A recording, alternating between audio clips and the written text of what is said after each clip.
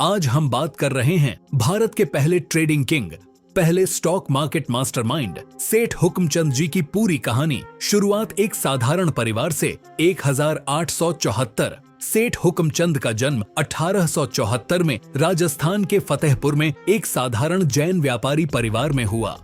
जब वह छोटे थे, उनके पिताजी उन्हें लेकर इंदौर आ गए और यहीं से उनकी कारोबारी यात्रा शुरू हुई। बचपन में ही उन्होंने व्यापार की बारीकियां सीख लीं। जहां बाकी बच्चे खेलते थे, वहीं हुक्मचंद जी ग्राहकों को सामान बेचने में, हिसाब किताब समझने में रुचि लेते थे। युवावस्था में व्यापार का विस्तार, बहुत ही कम उम्र में उन्होंने अपने पिता का कारोबार संभालना शुरू कर दिया। पर वो केवल सामान बेचने तक सीमित नहीं रहे, उन्होंने सोचने का तरीका बदल दिया। लोग आज के मुनाफे में जीते थे और हुक्मचंद भविष्य की संभावनाओं में। उन्होंने कपड़ा व्यापार में जबरदस्त पकड़ बना ली और धीरे धीरे वो मिल मालिक बन गए। हिंदुस्तान की पहली स्वदेशी कॉटन मिल 1906 में, जब देश में ब्रिटिश कंपनियों का दबदबा था, तब उन्होंने इंदौर में हुक्मचंद मिल्स की स्थापना की।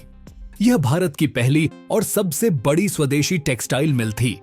यह मिल ब्रिटिश मैनचेस्टर से मुकाबला करती थी और धीरे धीरे विदेशी बाजारों तक कपड़ा भेजने लगी। बिजनेस एम्पायर का निर्माण हुक्मचंद सिर्फ कपड़े तक नहीं रुके, उन्होंने शुरू किया jute mill, iron mill, insurance company, shipping company, banking और शेयर बाजार में निवेश। उन्होंने ब्रिटिश इंडिया में फर्स्ट जनरेशन इंडस्ट्रियलिस्ट की तरह काम किया, और वो भी ऐसे समय में जब देश गुलामी में था। स्टॉक मार्केट मास्टरमाइंड कैसे बने? हुक्मचंद जी को समझ आ गया था कि सिर्फ कारोबार करना काफी नहीं, उन्हें निवेश और बाजार की गहराई भी समझनी होगी। उन्होंने ब्रिटिश कंपनियों में शेयर खरीदे, देशी उद्योगों में अर्ली स्टेज इन्वेस्टर बने, पॉलिटिकल, इकोनॉमिक और ग्लोबल इवेंट्स को देखकर लॉन्ग टर्म डिसीजंस लिए। आज के हिसाब से देखें तो वो एक वैल्यू इन्वेस्टर थे, स्विंग ट्रेडर भी और एक मैक्रो इकोनॉमिक थिंकर भी। उन्हें इसीलिए भारत का पहला स्टॉक मार्केट मास्टरमाइंड कहा जाता है।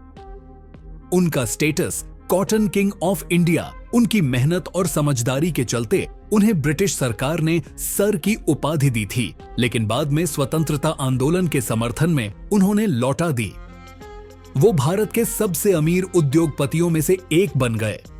आज भी इंदौर के पुराने इलाके में उनके नाम पर सेठ हुक्मचंद कॉलोनी, स्कूल और अस्पताल हैं। धर्म और समाज सेवा में योगदान। सेठ हुक्मचंद केवल पैसा कमाने में विश्वास नहीं रखते थे, उन्होंने कई स्कूल, अनाथालय, जैन मंदिर, धर्मशालाएं बनवाईं। उन्होंने हजारों मजदूरों को रोजगार दिया और उनके कल्याण के लिए पॉलिसीज बनाई। अंत 1959 में देहांत, 1959 में उनका निधन हो गया। लेकिन जो विरासत वो छोड़ गए, वो आज भी हमारे बीच जिंदा है। उनकी बनाई मिलें आज भी इंस्पायर करती हैं, उनकी सोच आज के ट्रेडर्स को सिखाती है और उनका नाम इतिहास में भारत के औद्योगिक क्रांति का पिता कहलाता है। हुक्मचंद जी से क्या सीखें?